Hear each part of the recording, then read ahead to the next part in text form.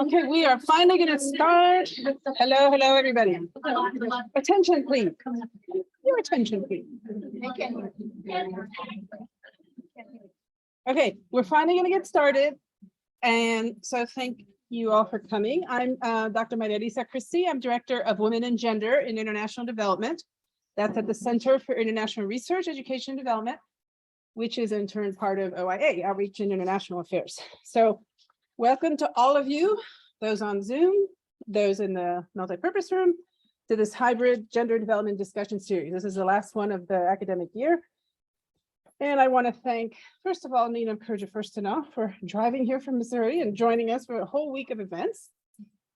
And then my co-panelists up here who have been scheming with me for over a year on this and have hosted their own events, side events, so we've kept her busy.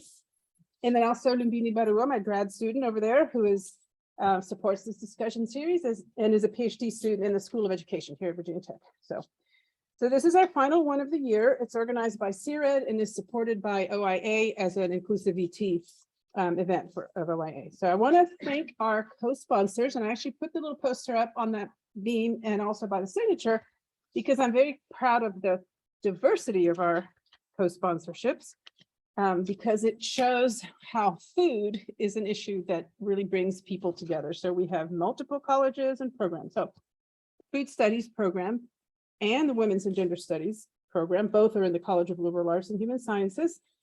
We have the Center for Food Systems and Community Transformation, which is in the College of Agriculture and Life Sciences, also Life Sciences. The Women and Minority Artists and Scholars Lecture Series, which is run out of the Moss Art Center, the Department of Geography, in the College of Natural Resources and the Environment, the School of Visual Arts in the College of Architecture, Arts and Design, and then also, again, the College of Liberal Arts supported us through their diversity mini grant. So as of this morning, we had 166 people registered. In addition to many diverse folks in the United States, we have people joining us from 10 countries, including Bangladesh, Benin, Bolivia, Brazil, Canada. Can you tell us about it in order? India, Italy, Kenya, Nigeria, and Pakistan. So welcome to all. Please note that our event will be recorded. So if you're on Zoom and you don't want your image recorded, turn your camera off. And before I introduce our speaker and panelists, I invite you to reflect on Virginia Tech's land and labor recognition. So our land acknowledgement. Virginia Tech acknowledges that we live and work on the Tutaló-Monacan people's homeland, and we recognize their continued relationships with their lands and waterways. We further acknowledge that the Morrill Land Grant College Act of 1862 enabled the Commonwealth of Virginia to finance and found Virginia Tech through the forced removal of Native nations from their lands in California and other areas in the West. Then labor recognition, we also recognize that it's Blacksburg, Virginia Tech's Blacksburg campus sits partly on land that was previously the site of the Smithfield and Solitude plantations, owned by members of the Preston family.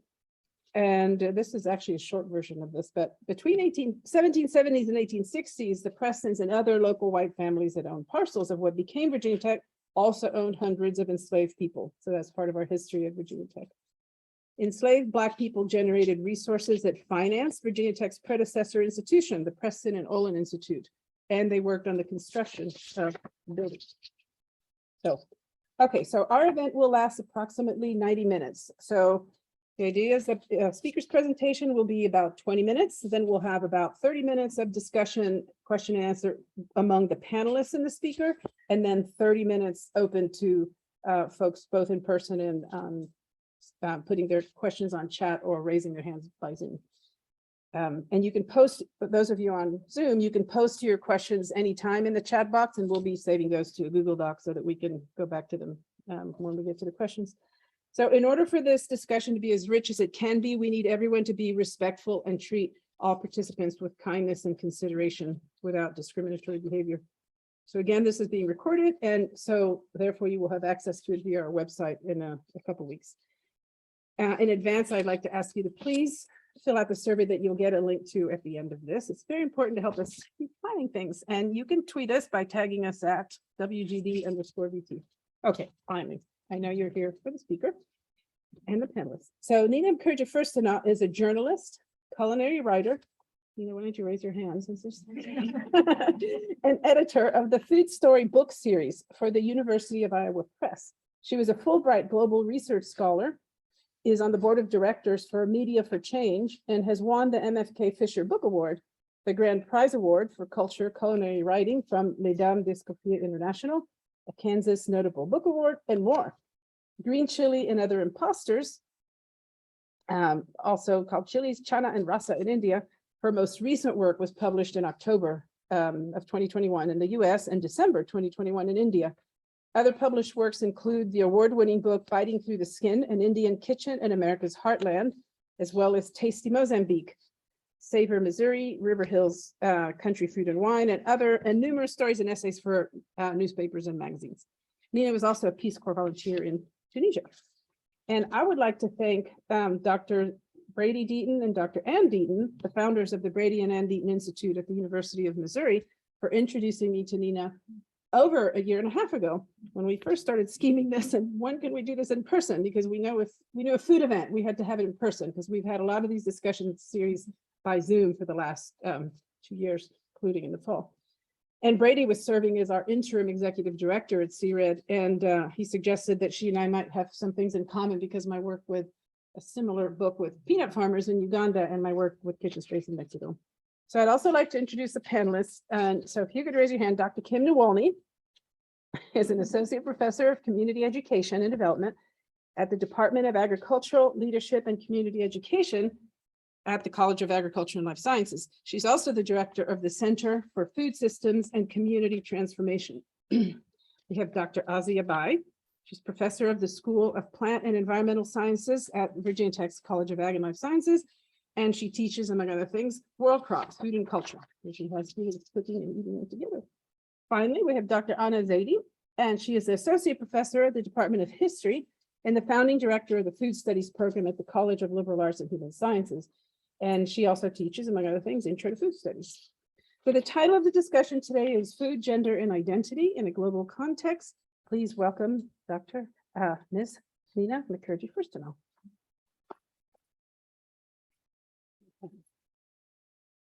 Hello, thank you very much. I think we are having the slides come up right now, but thank you so much for the invitation. I was thrilled to be invited. I'm very honored to be here. It's been a wonderful trip to Blacksburg. I've not been to this area before and I find it very beautiful. So thank you so much for having me. And also to the panelists, they're just distinguished, and I'm just really excited to talk further with each of you. Okay, so to get started, I wanted, if you can change the slides for me, I appreciate that. So first, I'm going to start with a premise that Food Story reveals a nuanced trail into the history of a region, and it makes it more obvious what might make comfort there, how spirituality is celebrated, and what grows in the fields and what is made in the kitchens. Tells you a lot about a region. So that's the premise. And because of this universality, it's the same here as it is for anyone in any part of the world. Food can reach across boundaries of gender and education and conflict and geography and politics in many more things in accessible ways. This approach creates an opportunity for a deeper dive into the roles of gender and identity in a global context. So if you follow the food trail, you're going to find maybe uneven distribution of information between men and women due to gendered norms or literacy of women, divisions of labor, and access to resources, and as well as power relations. So in journalism, I taught students to learn to focus on the 5 W's. Who, what, when, and where often are in headlines around media platforms. But for me and for many people, time and again, the most important W is the last one. It's the why. And I think it's the heart of the story. And just going to try to get it so your words are visible. Oh, okay. Keep doing it. All right. So the why is the most important W to me. And I think it's because it is the heart of the story for journalists and storytellers, but it is also the pivot point for social science research. And I think that that food story can reach that heart of the culture swiftly in accessible ways. So you might wonder why I personally focus on food in my work, and that story stems from how I was raised. I was, my parents came from Northeast India. They brought us to Southeast Kansas in the early 1960s. And, you know, at that time, what was outside our front door was the world of Kansas. There was pot roasts, and there was mac and cheese, and there was fried chicken. And behind our front door was the only place I sensed India. And that was usually, you know, could have been partly the sound of my mom walking in her sari, this texture of silk or cotton that she wore, but it was probably most noticeably in the kitchen. And that's where the aromas and flavors of my parents' homeland came home to me. Now, if you think about how you learn about food story, you probably don't think of it in that way, but you know, we grow up understanding our tie to the agricultural cycle of our land without even maybe being overtly told. So in Kansas at the 4th of July, there was probably going to be, maybe if we were lucky, sweet corn, and there might be fried chicken. Well, that was because pullets were ready and corn was ready for us to have those treats. You kind of understood that without being told that's what was going to happen. We were tied to the agricultural cycle without being aware necessarily. So I didn't have that connection to the foods of India unless it was in the kitchen. My father on a rainy day might say, I would really enjoy some khichdi. And that's a lentil and rice dish that's very stick to your ribs, comfort food for Northeast India. And I suddenly had an idea of what it might be like to live through monsoon in India, because that's what my mother would make for him if she had been in Bengal or in Southeast Kansas. So it was very striking to me. I don't know if I realized it as a child, but certainly as I grew older. So I want to talk about food story for just a few minutes. And then I'm going to show you a project, Tasty Mozambique, that I did in Mozambique to give you an example of how food story can move forward research in the social sciences. So if you talk about what's in a taste, I'm talking about the senses, right? So it's not just taste, it's touch, sight, sound, and aroma, and how these sensory tools that we have reach across almost any boundary humans can come up with. So pun intended, it's at the gut level, it's subconscious. We just really get it. You know, it doesn't matter if we're in Virginia, Northeast India, South America, all of our senses are the same. We experience the world through those portals. And if you can think of your mind as a sensory organ, how you sense the world and interact in it, that's a sixth sense. So in my field, writers that leverage what's on the plate in their narratives reveal much more than taste. I've already alluded to some of those things: cultural, social, economic, gender roles, all kinds of things are showing up on your plate. So if you given the idea that food reveals these personal and cultural choices, descriptions of what is eaten, who is preparing it, how it's being prepared, it carries story. It can't help it. It's already loaded. And it's a learned examination of place. And if every time we sit down to a plate of food, we really can't help it. You know, we're human, we're wired this way, we bring our minds with us, right? So that internal landscape is something that we carry with us every time we take a bite of food. And, you know, in the US, where if you think about food media, those luscious images on TV of a hamburger that's grilling, or maybe a vegetarian savory dish that's just so delicious. We are wrapped to food media because we are wired for food, understanding and being interested in food for survival.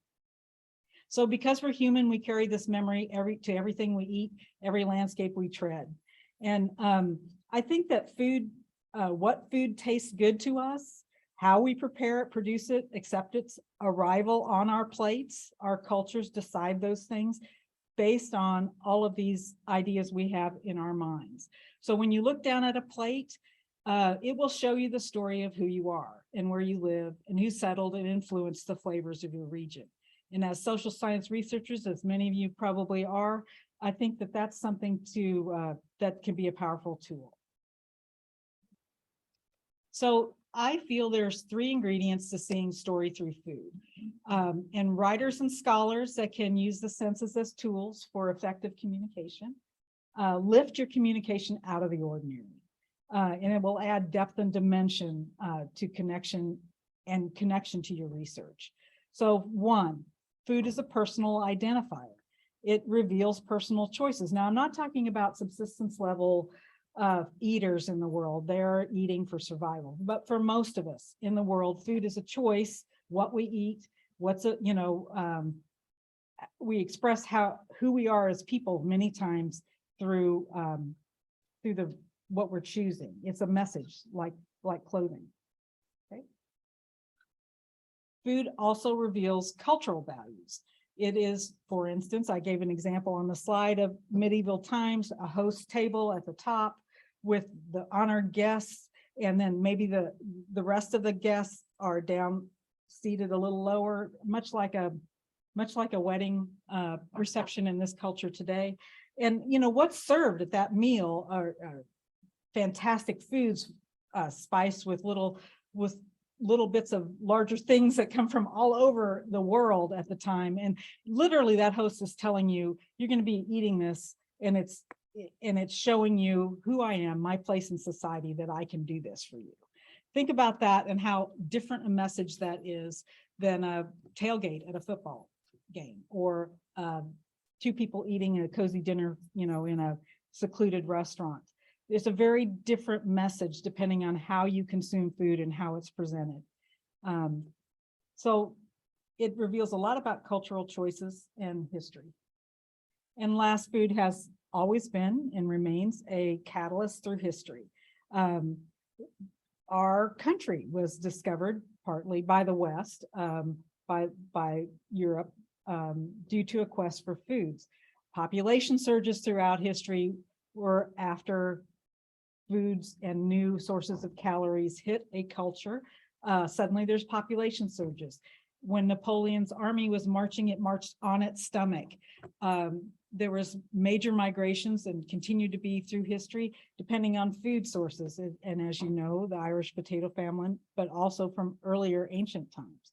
For all 3 reasons, personal identifier, cultural identifier of values, and catalyst through history, food story is powerful in writing, but in the sciences as well. So now I'm going to speak briefly about Tasty Mozambique, and then I'm hoping we can have a discussion with the panel who've also had wonderful experiences in this world. So Tasty Mozambique is a low literacy cookbook developed with the women of Rotunda, Mozambique, to improve human nutrition. So in that area, childhood and mental stunting was ranging between 40 and 45%. So the foods that had long sustained the people of that region were no longer doing so. And the project that Tasty Mozambique was part of a larger project that was a Feed the Future funded project. University of Missouri, USAID Climate Resilient Bean and Soybean Innovation Labs, University of Mississippi, IIAM of Mozambique, Penn State, and the University of Maryland Eastern Shore were all part of this large project.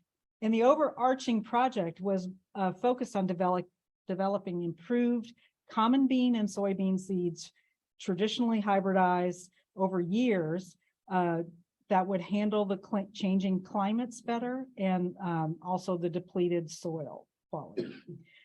So the project was just a very small part, taking all this wonderful science and information that the scientists were coming up with and digesting it, and to use another pun, in a way that people who didn't have high levels of education could use it. So the people who also did the agriculture and fed the families. So communicating the research. So as an overview, it won't be news to many of you in the room and on Zoom, but nearly every place on the planet has its own native species of beans. Every culture, and has a species historically all of us came out of cultures that started with beans as the base food. So we are all full of beans. And that's what Ken Albala says that, who's a food historian that's well known. But with that in mind, consider that the cultivation of beans has been crucial to everyone on the planet. It's a source of protein for humans. It's a source of cattle fodder. It's a means of replenishing soil health. And even though every great agricultural society has its staple grain, so rice in Asia, corn in Mesoamerica, wheat in Europe and the Middle East, beans have been the one common denominator between all of them. And it's been indispensable. However, beans are also deeply charged with social bias. More than any other food, beans have been associated with poverty.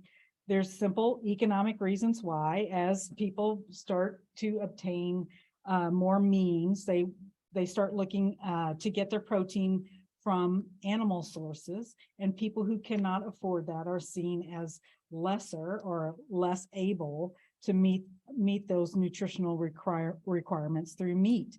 And in in places that are high population density or have low amounts of grazing land, beans remains, like in China and India, they remain a huge part of the diet. But everywhere else, people tend to want to move out of beans as their source. So we start with almost every culture in beans and greens. We go to soybeans often, because generally as communities rise economically, even a little, soybeans seem to make their appearance. They take a little bit more supported agricultural value chain to grow them. It takes a little more development to make soybeans viable, and farmers start to raise soy for cash crops at times. And then next, as people rise out of sustenance levels, they begin to consider more meat. And for much of the last century, in Europe and the so-called developed parts of the world, only those people who could not afford meat depended on beans. And so beans became a marker of class, as I mentioned. And this feature of beans is what I focused my project Tasting Mozambique on. So when you come back around, to illustrate my point, I believe most cultures go through this cycle. First, it's the lowly, I say that sarcastically, beans and greens, consumed across the culture, and it's mostly where the village I worked at in Mozambique, this is mostly where they were, though they were starting to move through the cycles. And then people start to find they can afford meat, and they buy it whenever it's possible. And it's usually about that time when whole nations start to consciously promote dishes that are emblematic of their national identity. And these dishes almost always include beans. So if you think about typical foods, they're always typical, but not only typical, they're populous foods. They're historically food that's consumed by the masses. And as an example, take for example, the battle over who owns falafel in the Middle East or Israel. It shows you something as simple as mashed chickpeas that are cooked can be invested deeply with cultural and political sentiments. So it's no longer just a lowly peasant food at that point, but it's a matter of national pride, right? So as it begins to become more obvious, or maybe as a matter of national health, people start to cut back a little on meat consumption. And then we get back to beans and greens, at least sometimes. And then we can move on. So in Mozambique, the pilot project I worked on was involved with aiming at smallholder female farmers, most of whom were illiterate. And the fantastic research done in the overall project was just not filtering down to them. So our main goal was to educate the pilot group in Rotunda on the health benefits of common beans and soybeans and legume benefits to the soil. So that's the goal, right? But I just set all this up saying that people are wanting to go to meat. They're not valuing beans as much. And we'll go on. So to do that, we wanted, first of all, to actually get the information to them. We wanted to create low literacy format recipes for the smallholder female farmers and incorporate images from that culture itself that celebrated the food story of the people of central Mozambique. using their fabrics, their pots and pans, their fires. Because if you think about it, in the West, we see our food story celebrated all the time. People in advertisements drinking happily or eating yummy foods. And the people look like most of us, and they act like most of us, and they're sitting in chairs that we're familiar with. And it's just reinforcing our notion that our food story is important. So if you go to parts of the world where that's not seen very often, I think it's really important to do projects that show their own food culture celebrated. So Tasty Mozambique wanted to do that. It was trying to set this project up for scaling of legumes in the area. So we did that by doing focus groups separated by gender. And we'll move on. The initial research, I worked with a group of AdZoo students, which were through the Missouri School of Journalism. They recognized and did research on these things: that women hold the key role in Mozambique's agricultural labor force, that their children's health was their top priority. This may not be a surprise to anyone, but they actually verified this. 24% about of these women were literate. Childhood mental and physical stunting was really high, 40 to 45% in the region. And the constraints to making change in diets was that community networks, personal and cultural restrictions, and fear of the unknown made change difficult. And so the team at AdZoo of wonderful students came up with these goals of alleviate physical and mental stunting due to low protein diets, encourage additional use of common beans and soy in home kitchens, show real women from Mozambique growing, cooking, providing for their families, and being recognized for their unsung efforts, and give mothers additional health and agricultural information. So the content of the campaign was going to be Mozambican women who can grow and use improved soy and common bean and make terrific traditional and favorite recipes. There's not a lot of risk if they're their own recipes, right? Cooking and preparation will be addressed, so there's no worry about being able to make meals that taste great. People just like me eat common beans and add them to recipes along with eating soy to make their families flourish. So we wanted to test things like, the campaign included things like fabrics, because they wear beautiful fabrics there. And so we tested 9 patterns and color combinations. This is the one that they liked. And you can see, I don't know if you look closely, you can see there's actual beans in that pattern, right? So we were trying to, in a way, brand these improved seeds. So the fabrics that were used at agricultural fair days on the tables, the capelanas that the women wore that were talking about the improved seeds, and also the design of the book used this pattern and these colors. The students came up with the idea of the mother bean. Women were important as the household provider. So what resonated with them was the idea of strength. So we wanted to tie beans to the idea of strength. They came up with posters. You can see they're wearing the capelanas, and it had to, so I didn't show you the poster that had the words on it because this is for a low literacy group.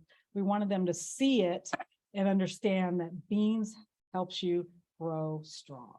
And so even though the words in Portuguese and also some of the posters in English said strength that grows, I wanted you to just see the image by itself so you can see how we came up with that idea without words. And then another poster that said, why beans? And it shows a happy baby that's obviously healthy, wrapped in the cloth. Okay, so those are some of the techniques we used.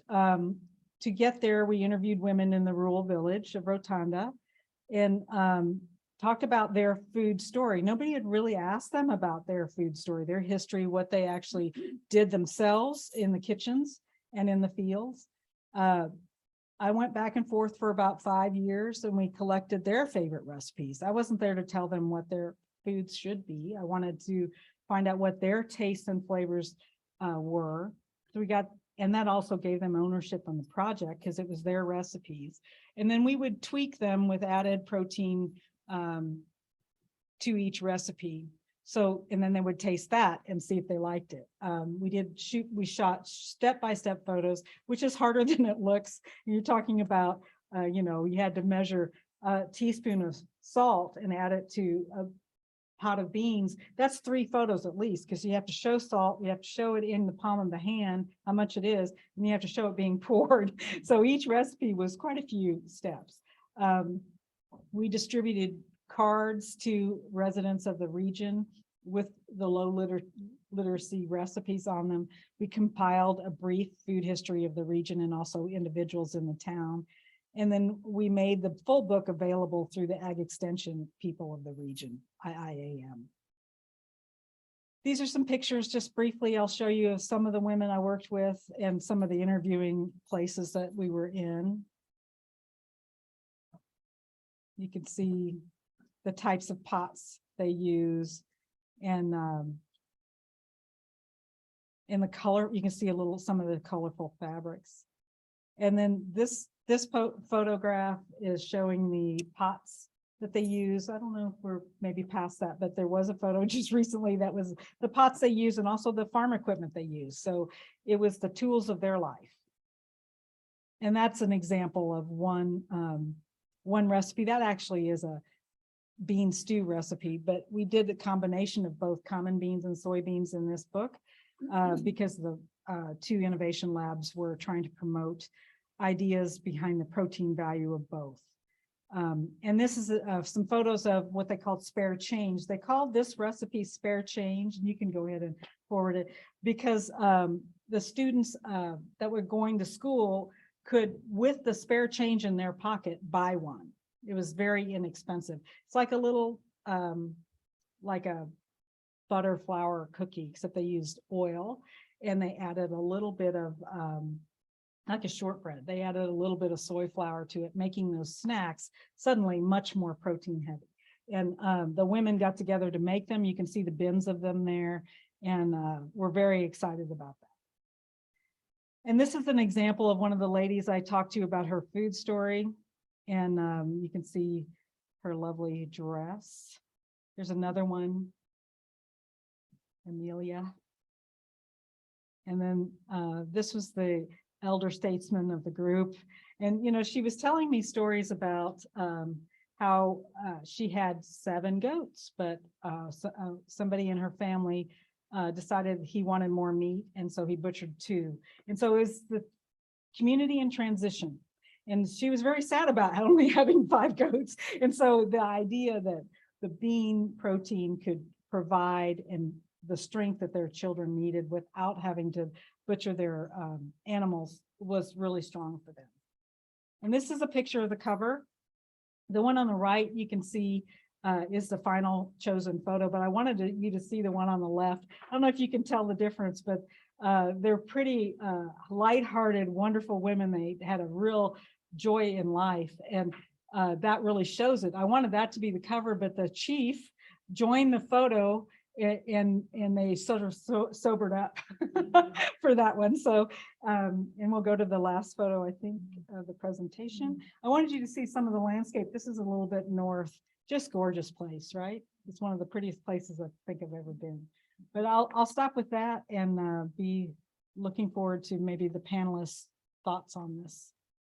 Thank you.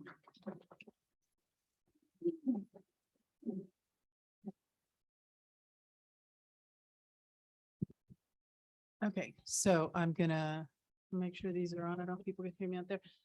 I do want to say that you are free to help yourself to coffee and bagels and things. They were a little late being delivered, but they are here for you. So either anytime during the presentation or at the end, you can help yourself. So, okay, so first I'd like to ask the panelists to introduce themselves from whatever perspective you wish, and then I'm going to ask you to go back in the same order and just have a brief response to Nina's presentation. So I'll just start at the end, Anna. Sure. Hi, everyone. My name is Anna Zeta, as Maria Lisa introduced us earlier, and I'm an associate professor in the history department here and also direct our food studies program. And so which is a relatively new program that began about 3 years ago, trying to kind of bring more of the food perspectives to the College of Liberal Arts and Human Sciences, thinking about the ways that the field of history, humanities more broadly, can add to our discussions of food. So of course, Nina's work is so aligned with the work I'm doing, the work all of us are doing, and I think brings all of us into conversation in really interesting ways that I'm looking forward to talking about. But just to say a little bit more, my background, I think the kind of food as both personal identifier, cultural values, and major catalysts through history are also 3 very significant touchstones for my own background and entryway into thinking about why I study food. So on a personal level, Nina and I have somewhat similar stories that we've been talking about in terms of having grown up. My parents are both Soviet Jewish immigrants who moved to rural Arkansas, southeastern Arkansas in the 80s when I grew up, where we were definitely the only people within an hour radius, it seemed, who had, my parents who had accents of any kind, who were Jewish for sure. And quite early and quite quickly, food for me became clearly a marker of difference. There were a lot of markers of difference between me and a lot of the people that I spent time around, but it was one of the earliest and most tangible ones that I noticed. My earliest memory actually has to do with recognizing that, I'll tell this story because I often tell it in class because I think it does capture something. And I was 5 years old, it's kindergarten, and we were all sitting around the rug in a circle, and the teacher just asked as a way to kind of icebreaker what everyone had had for dinner the night before. And all the kids are kind of going around saying very kind of, standard American, or by that point, American dishes, pork chops or mac and cheese or other things. And it came to me, and I remember still the way it felt like, even as I was about to say something, I wasn't sure if I had the right answer. And so I said that we had rice with milk, like rice cooked down to almost a porridge with milk poured over it, which is like a very common kind of kids' food, especially in Russia, a grain that's cooked down. And I said that, and the teacher kind of paused, and she said, "Oh, were you still sick?" Because I'd been sick the week before. And even then I got this feeling like I should say, so I said, "Yes, the doctor told me I had to eat that." And so both that feeling of noticing that what I said was kind of unusual, that it required some explanation, and that like medical expertise was somehow like the layer on top of it that allowed for acceptability, really landed with me, and I think has actually shaped a lot of what I've come to study. And so that kind of personal story, and then I was trained in the history of science. My PhD is in history of science, medicine, and technology, which was kind of an interdisciplinary historical field. But I kept finding that when I asked those questions about how we got to where we are medically, technologically, agriculturally, that food kind of kept coming to the center of ways of talking about where all of these fields intersect, and as well as gender and class and all of our kind of identities that these intersected around food. And so I studied sort of how processed food in America came to be so dominant because of scientific investment and the way that kind of scientific research overlaid a stamp of approval by the early 20th century that made canned foods and later kind of processed foods more acceptable and legible to Americans in a kind of increasingly scientific and industrialized society. So that was my earliest book. And then since then, I've kind of been thinking about lots of ways within my research and in some of the work I've been doing with food studies at Virginia Tech, both kind of curriculum development and others, to think about how do we bring more of these many conversations that are sometimes studied somewhat separately into dialogue with one another, so that history majors are thinking about food through lenses of history, that English majors and political science majors have food as a way to think not only about food writing or food politics, but also intersections with agriculture and development, and economics and food science and nutrition, and kind of all the fields that I think are necessary for all of us to kind of at least have some understanding of in order to talk about these central stories. So, yeah. Well, hello, everyone.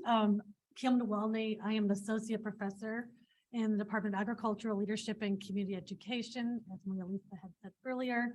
Also serve as the director of our Center for Food Systems and Community Transformation, which is a center that lives at the College of Agricultural and Life Sciences, but has a footprint beyond, well beyond just the Virginia, but our southern region, particularly focusing on work intersecting that food, agriculture, and society for Central Appalachia, Mid-Atlantic area, and the southern region.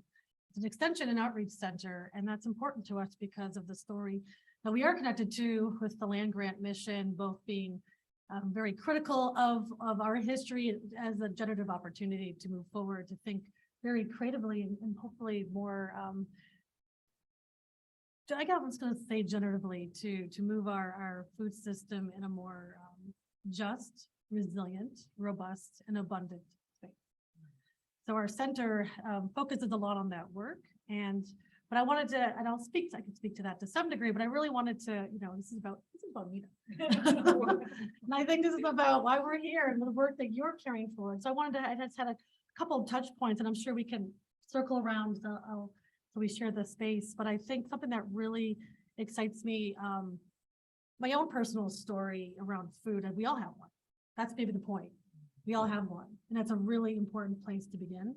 And through our center, through the research that I do, my background is in sociology as well as in adult education. And so I really think about the power of knowledge, the ontological possibility of story and making story, sharing story most importantly, and the permission and the ethic of sharing story for the purpose of cultural and social change.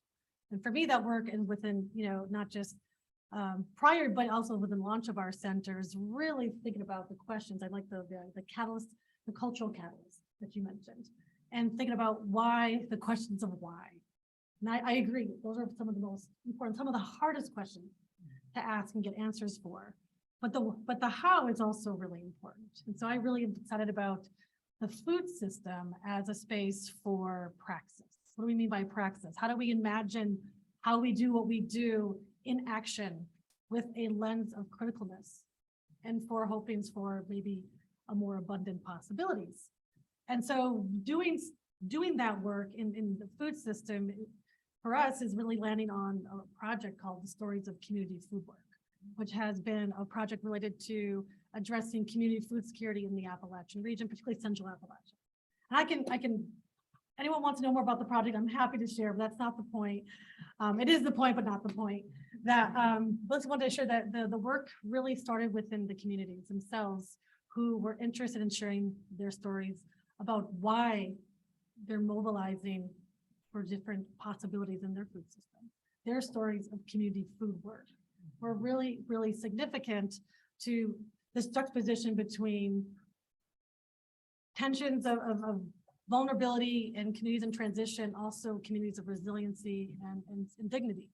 And so how do we sit with those tensions as we ask stories like, what kind of work do you do? We don't ask like, tell me what you do. We ask questions about what kind of worlds are you trying to make? We don't ask that specifically, but we ask questions around food, at tables with food, in a narrative inquiry approach to ask folks, how are you trying to change your possibilities? I think you said it earlier, the language you used around revealing possibility. And so to me, that's sort of that, what some scholars refer to as the ontological politics. How do we reveal what was not revealed to you previously to make a new possibility come forward? This is hard cultural work, but people are doing this every single day in their food communities. And so one of our roles is to create facilitation and spaces for these stories to be told and shared. And currently we have well over 75 throughout the region, working with extension agents, working with farmers, working with chefs, working with individuals who identify as activists, individuals who identify as, I live here and I care about my food system. So it's not about the title, it's about what they do and their purpose. And those stories have really been, again, catalysts for projects, if you will, in local, very local spaces, as well as opportunities for new relationships to be built. Because this is about the imaginary. And I personally, I think that's some of the most important work a lot of us can connect to, because the tools we have are the tools we've been given, but can we create new tools to change what we want?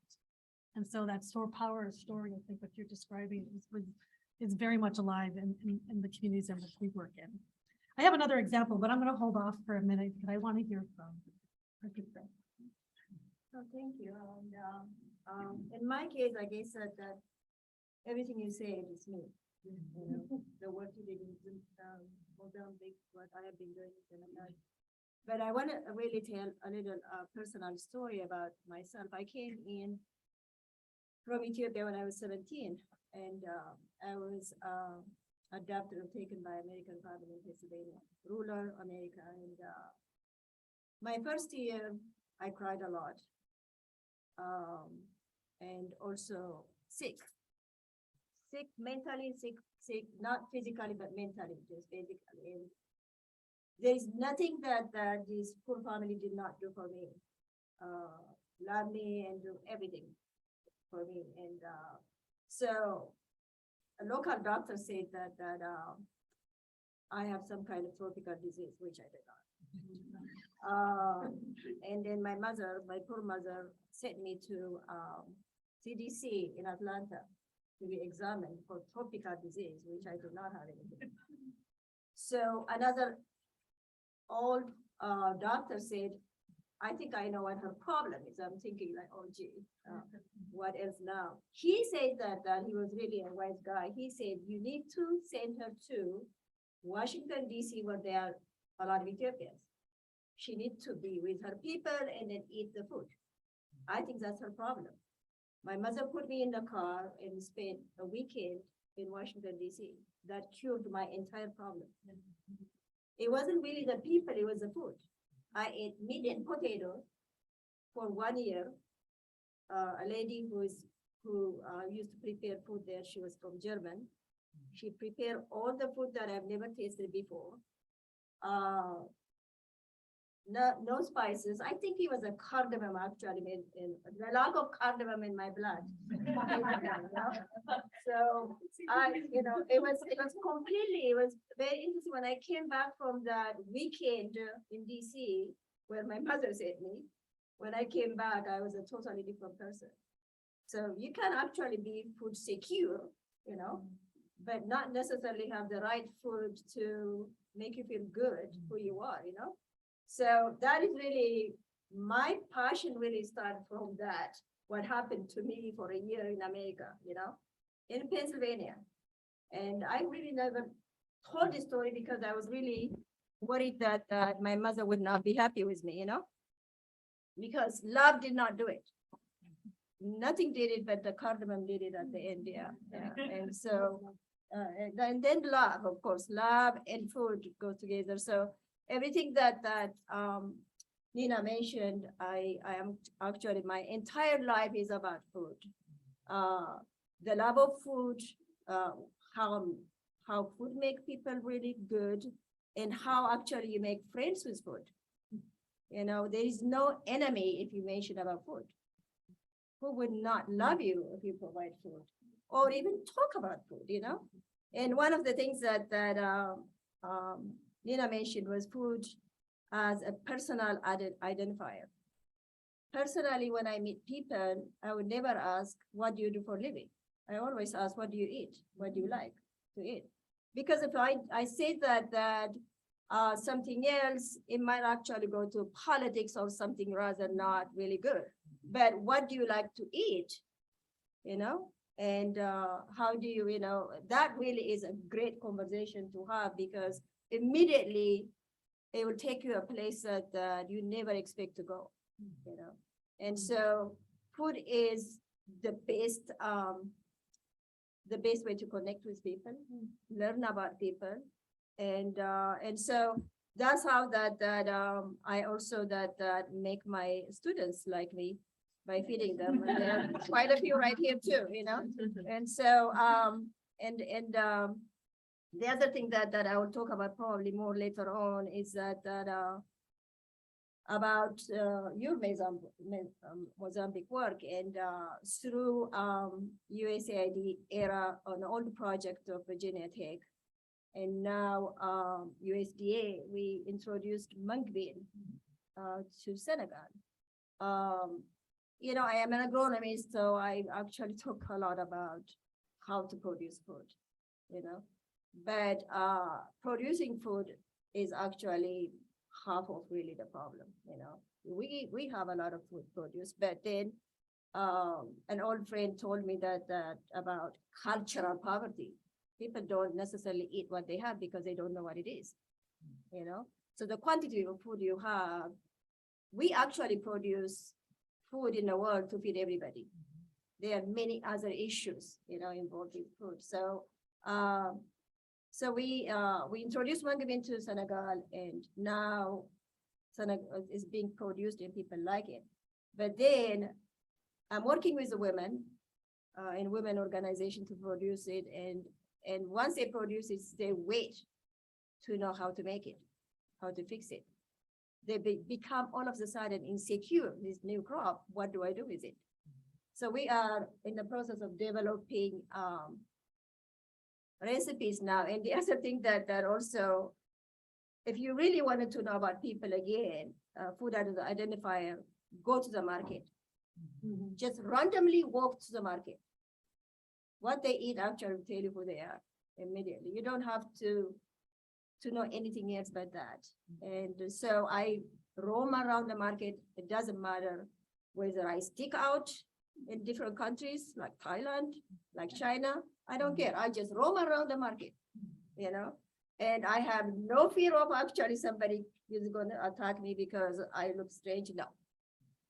I'm just looking at tomatoes. I'm looking at anything they produce because immediately you know who they are, you know, by just looking at the market. So I have a lot of other things I can mention, but for now.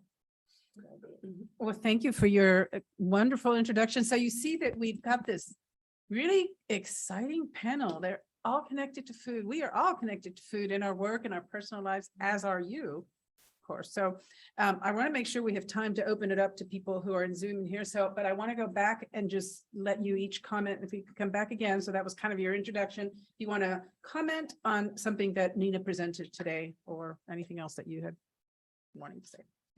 Sure, And speak into the mic so the okay. Zoom people Yep. can hear you. Sure, I'll just say a few thoughts that came out of both the conversation today and looking at some of Nina's books and some of our brief conversation yesterday as well.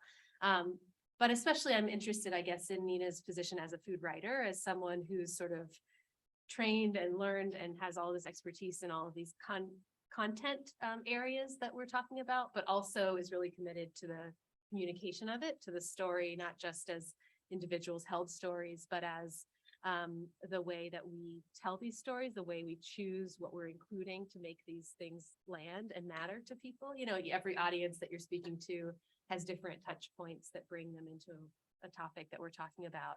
And yesterday, Nina was talking about how including recipes. So in her books, when there's kind of a historical or social or cultural content, a lot of the chapters then end in a recipe, in something that has a kind of concrete takeaway, whether the reader ever makes that recipe or not, that there's this kind of introduction into something that feels tangible and accessible. And I was really taken by that strategy in your work and you mentioning that yesterday, because I think about that a lot, you know, like the things that we are passionate about and care about feel so natural to us. Like everyone should love this stuff too. You know, there's such like a natural pull for the things that we are excited about, but thinking about where audiences, people who are coming to this work, and I could think about the way this might apply in Mozambique or any of the kind of applied contexts as well, is like, how do we make other people care? How do we make other people notice? Not make, but invite them into to the spaces where these insights and conversations can land. And so I'm really interested in, as our discussion continues, in thinking about how the different audiences that we all communicate with, whether that's, you know, with students, in our teaching work, with the kinds of audiences that we write to. I'm kind of trained as a historian historians, I like to say, like, we're one of the few remaining like narrative disciplines where we're trained still to like, and I mean, that's, you know, maybe self-aggrandizing way of thinking about it, but we both talk about it that way, like we care about writing. And then also there's not a lot of encouragement to write accessibly, you know, to think about who's reading our work and where it goes. And as I've kind of moved along in my career, I've been thinking a lot about writing for the public, what it means, who the public is, how the kind of skills and training of journalism and food writing sits alongside, but often doesn't overlap with kind of more academic writing, and obviously the kind of extension work and community work that Kim does so much of locally. I think about that obviously as a way of extending audience as well. These are just sort of both kind of raising some comments and questions. Perhaps something we'll continue to discuss in discussion is like, who are we producing this knowledge for? How do the different audiences that we want to communicate the value of food to in all of its different dimensions? And then how do we kind of draw on knowledge and skills of areas like journalism who have so deeply practiced the art of storytelling in a very direct and applied way, and bringing that, I think, more into more academic spaces is something I'm really interested in and have been trying to explore in my own work. Go ahead, please. We brought you here to talk, so you can interject now and then.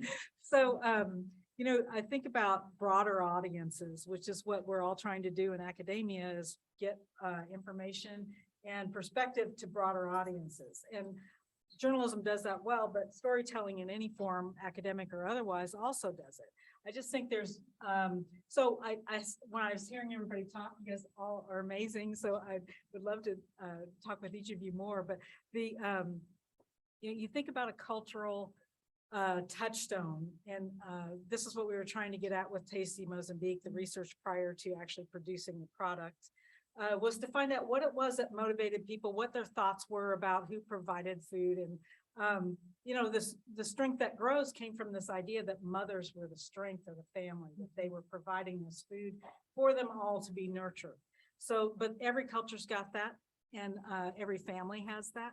And I think that if you think about your own lives and think back to what it is that maybe pointed you in the direction you are now focused on in your research and scholarly work, or just in your life, it often points to something that's really basic in you know, I've thought about in Northeast India, if you travel, they say, you know, you need to load up on the foods of your homeland, because that's what's going to sustain you till you come back. I think about the foods of medicine. In India, food is medicine. And I think about scientific medicine and how that led to things in this country is slightly differently than it did in India, because there's a different approach to medicine traditionally. And I think about this author that just recently passed away. He was from Southern India. He came to this country in the 60s, about my age, actually. And he became ill and passed away fairly young. I'm going to say fairly young because he is my age. And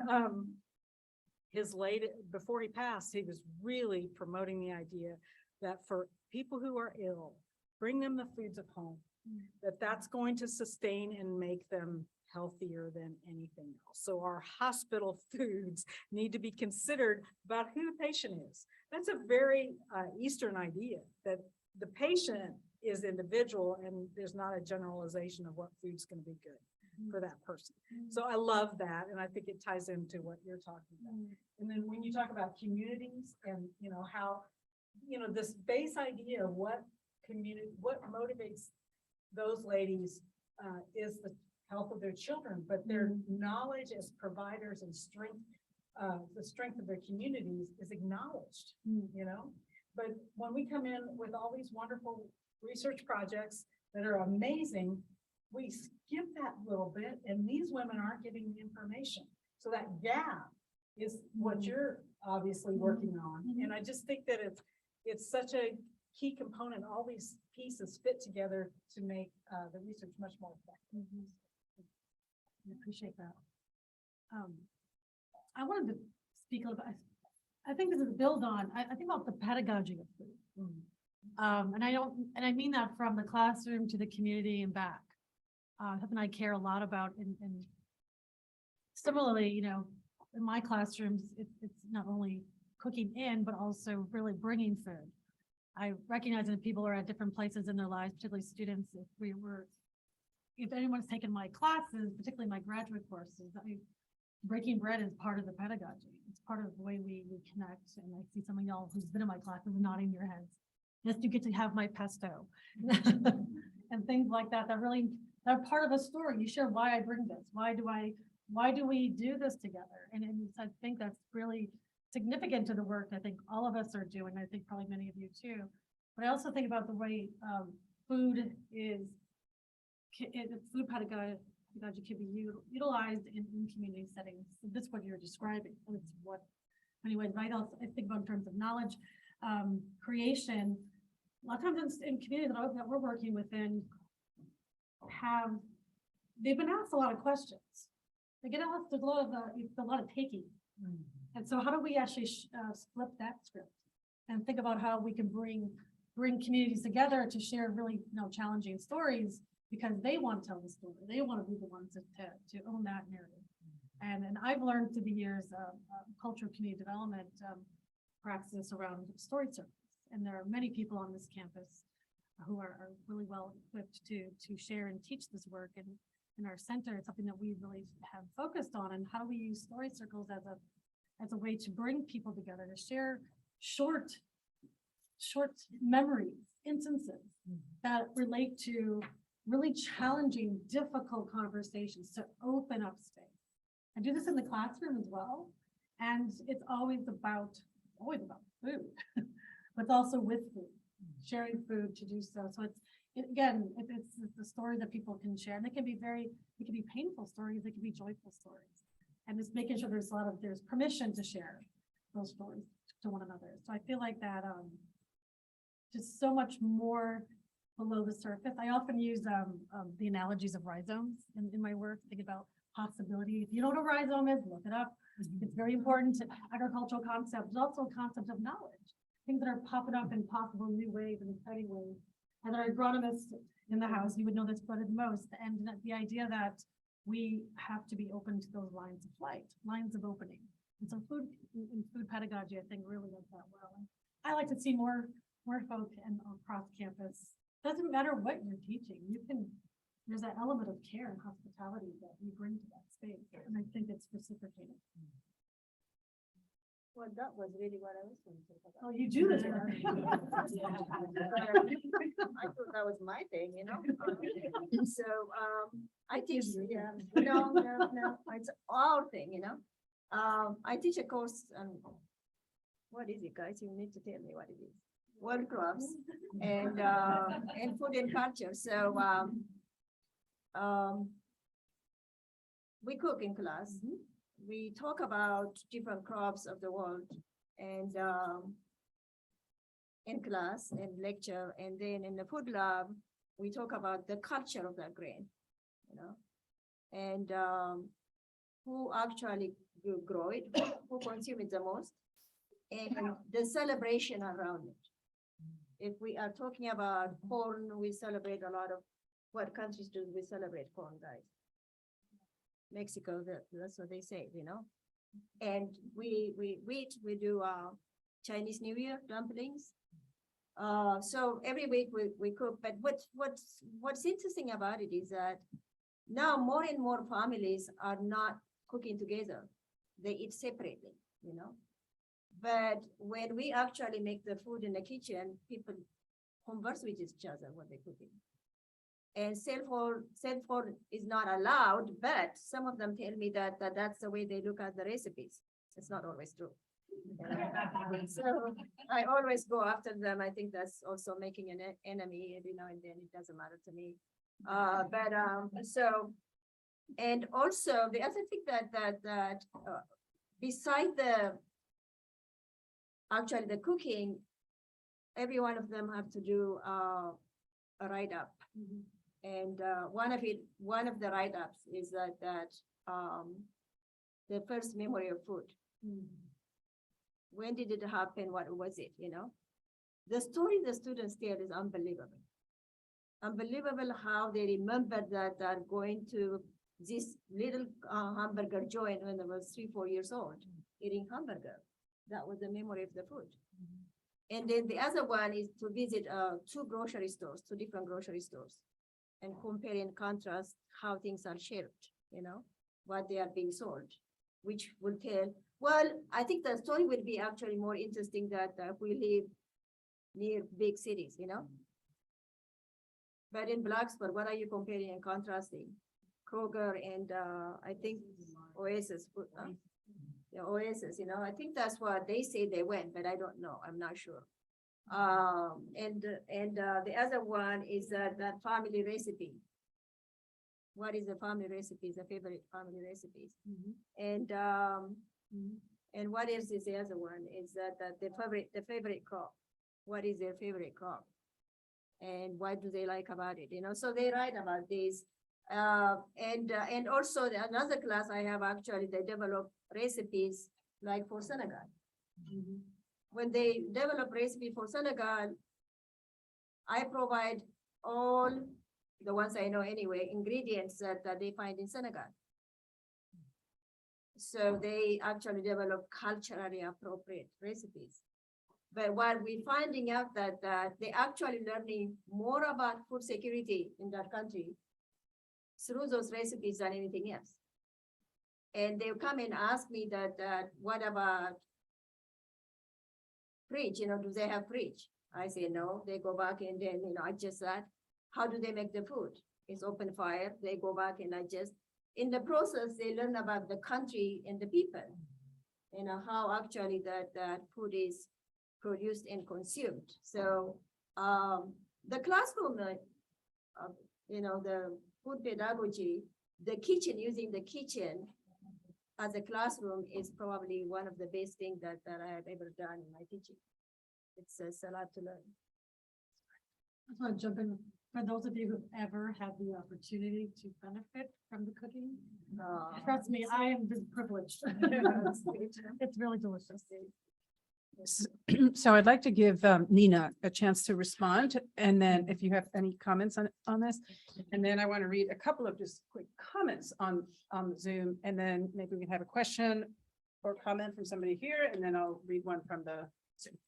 So just a little anecdote. When I was working in Mozambique, I was working with them on what their favorite recipes might be, but I came in with, a recipe I thought might, little addition to a bean soup that I thought they might like. And it basically was lemon and maybe a few other little things. And so, what it reminded me of? It's like when you go to the Midwest and you go to a group of ladies who are cooking or baking, and you're the young person that's in the kitchen, and you have this idea, and usually the ladies are just so kind.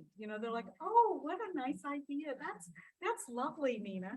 And so when I was talking to these ladies in Mozambique, they were like, oh, Nina, that's a good idea. Let's try that. They were so nice to me because they wanted me to feel part of this circle of people who were nourishing their families, and that my idea was valid. And when you take that community effort towards food security, and you incorporate their ideas of what they want to eat, you're just going to get something that's a lot more useful to the community than if someone coming in from outside, even with the best intention. I learned that in Peace Corps. My memories of that time, I was there professionally doing other work, but my memories of that time came from the kitchens with the ladies. And that's where I learned about their lives. That's where I shared my food story, probably for the first time in my life. And it was very powerful, so the power of food story and sharing, which is what we're talking about today too, is pretty profound. Okay, so now we're going to shift. We're running late, but I want to shift and just make a couple comments. One is from Theo, who's in our global ed, and he just wanted to thank you, Anne, for sending me articles and information about spam before our Global Education's Office Spam and Eggs event. So okay. And then Peter Schmittenminer, to everyone, says, by the way, he also has a question, which I'm going to get to later, but your book on green chilies, can you hold that one up? And other imposters is great. I used chapters of it in a course on Asian food history last semester. So those are just some comments. So maybe we can have one question or comment if somebody can raise their hand here, and then I'll pick one from here. Oh, yes, and we are going to use the microphone so people on Zoom can hear you. Maybe just say your name. My name is Megan. I'm one of Dr. Ozzy's students, but we've talked a lot about how food is important to identity and especially food security. And I'm wondering if you all have any thoughts about the role that universities and departments at the university can play in ensuring food security among the student body, or if they have an obligation to do that. That's a great question. I want to jump in really quickly because this is an opportunity. Many of you may be, some of you may be familiar that there has been some food security on campus work, research, as well as a task force. I started on this task force early on, but I want to recognize we have actually Dr. Jess Agnew in the room who could probably speak to this more, with Dr. Ralph Paul. Actually, in a couple of weeks, they're going to be speaking about the second cohort of research that they've been producing around the questions of food security on this particular campus, and also stretches to Northern Campus and Roanoke. So I just wanted to uplift that, and we're our center fellows are going to be highlighting their work in this very topic, which is a national conversation. And I always want to recognize that a lot of this work has stemmed from the lived experiences and the programmatic imagination at our community colleges across the country, who've really been, I think, leading the way. There's a lot of work to be done, but I'm excited that this research is taking place here. And so tune in on the 26th of April to learn more. But I just also add, on Tuesday night, Nina was on a panel that was also the launch of a group called The Common Ingredient. I don't know if you want to say more, but is a group that had foundations in Columbia, Missouri, and now a new chapter has been formed here, who are interested in food security locally, not just, I mean, including Virginia Tech campus, but also the New River Valley more broadly. And Izzy Largan, who's the director of food security initiatives on campus, was on that panel discussion as well, and I missed it, so maybe you can say quickly more about it. But I think the goal is to kind of continue adding the conversation to what's happening here, the research that's happening, and then seeing what kind of collaborations can continue to develop with these different organizations who are talking about this really critical issue. And Izzy Largan at that meeting for talking about the common ingredient launch here in Virginia, she was talking about the programs they already offer here on campus, and of course the hope for more.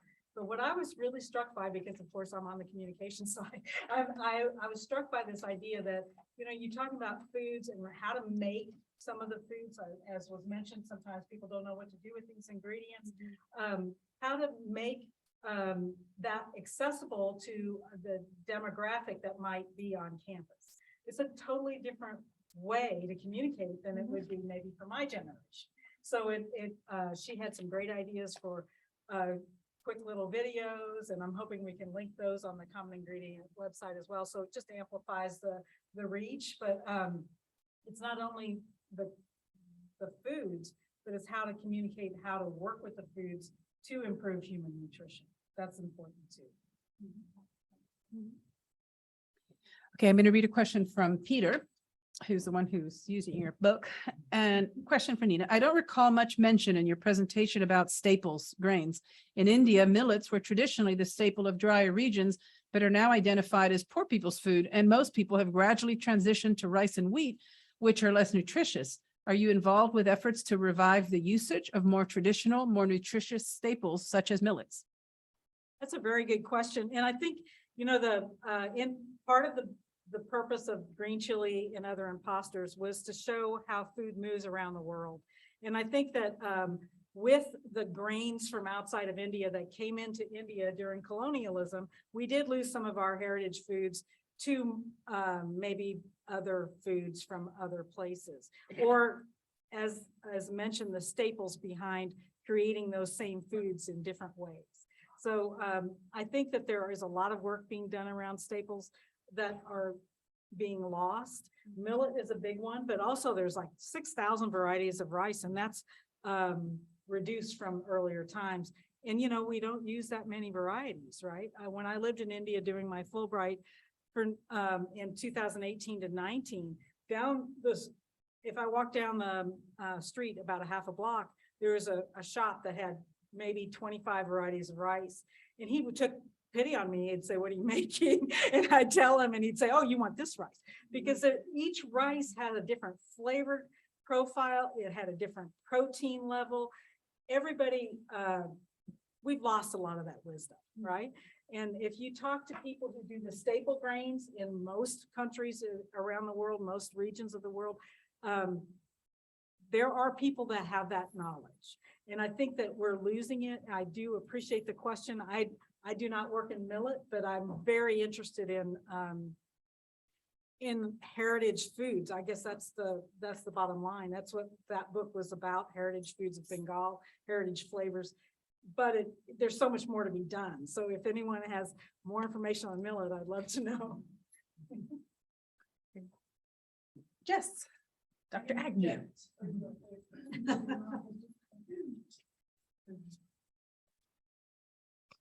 I was just wondering, thank you all so much. It's fascinating conversation and I'm excited to meet with you all later today to chat more. But I was wondering if you could say something about the word should. It's all a word you've used in different ways and it can create there's really positive implications of should and really negative ones. And especially talking about food security, like, you know, we talk about you should eat fresh produce, you should eat culturally, you should do this, but then when maybe somebody's experience at a food bank, that can make that whole experience very negative. So it's something I've been thinking a lot about lately, the word should, and should we use it?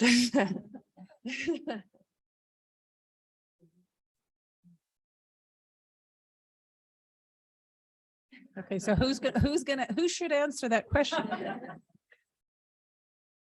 I just personally, I don't like that word. I think it's providing information and providing,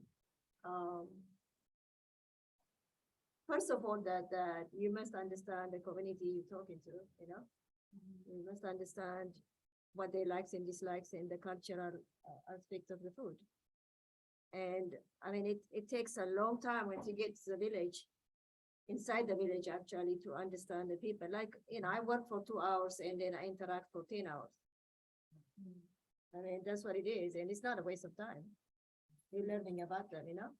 And should actually to me is that too forceful or too demanding. I mean, one never use, especially food in the culture of people. So I don't use it and I don't think it's the right thing to do, to impose, you know, whatever your beliefs are in terms of food. And should does that, you know?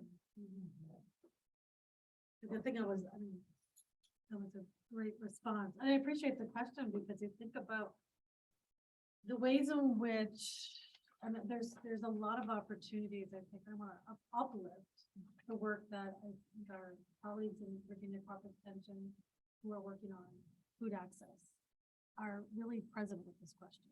And there's a lot of, you know, structural forces that kind of sometimes are asking for that should, you know, the question, should you eat this way? Should you eat that way? And then not really always questioning the assumptions behind the realities of people's lived experiences and their structural, you know, conditions. And I think there's a lot of, I'm just thinking of some of the food stories that we've been working with, and these are the questions that I think are everyday. They're in that dilemma, and they're also realizing that people have agency. We need to recognize that first and foremost. And so being really mindful of what, you know, that's where I think we should all be coming into spaces with your sense of self and reflection of how you enter those spaces. And I just really have a lot of respect for family and consumer science corporate extension agents who they live this every day. And not everyone's, we're not perfect individuals in the world, right? We will, but just recognizing that when families are coming to the table to make, you know, these are the recipes, you're supposed to do it like this, like feel your way through that, you know, and be a resource, be a voice of support. And sometimes that just means not asking questions that necessarily aren't important at that moment. And so I really, what do I do with eggplant? Well, let's talk about why we use eggplant together. You know, it's like that sort of, you know, just questioning your role in that, particularly around food access. I think that's really something. I'm just imagine all the different stories I've had this question around, and also being mindful of opening up. And when we do say should, like, why do we do that? That's kind of that praxis right in the moment. Yeah. can I just add a quick comment to that? I think that question has definitely animated a lot of my own thoughts, and not that this totally takes away the issue at all, but I've definitely found myself wanting to work more with children, like, or at least when I talk about community food work, that there is, for me, a different kind of space for the word should when we begin with nutrition education, part of the school program, where we're talking about kind of what values a child might develop before things are kind of as set, that there's spaces for flexibility, that with adults, I think it's a much more tricky territory to be in because of all the layers of work. So at least for me, some of the community food work I've done in the past, kids feel like a space of opportunity. Not that they don't have their own agency in space, but that it does feel like a very important foundation that a lot of intervention can happen without as much of the tricky terrain of the concern of should. It's a tricky terrain. And I was thinking over what, if I had used that and if I had meant it. And, you know, I tend to kind of view things more like in the listening mode. So like, I'm also hoping to get others to listen to what their bodies need, what the earth is providing, what the land and history of the region and the heritage foods teaches them. So I don't know, I see it personally in terms of should or should not. I see it more in what is available to me if I just pause and step back and see it. And if I'm able to show other people how to do that with my writing or anything else, I'm thrilled. And I don't necessarily, maybe I probably need to examine that every time, you know, but that I'm not aiming for the should, I'm aiming for the other goal. So it's 1:59 and we actually have the room another half hour for those. We'll cut you off on Zoom. I'm sorry, but and you can't have bagels anyway. But I do want to formally close. So anybody who needs to leave, you know, you don't feel like you're interrupting anything. And if you want, you can come up and hang out and ask some questions. But it's not my phone, is it? No, okay. Yes, I did do that as a speaker. I was in a big room full of people, and in the very back, my phone was going off and everybody was looking around like, who is this rude person? I'm like, oh, I had to run and turn off my phone. So that just happens as part of our world these days. So anyway, I want to thank all of you, Nina, Anna, Kim, Ozzy, for this great discussion. I want to thank all of you for joining us and all of you on Zoom as well.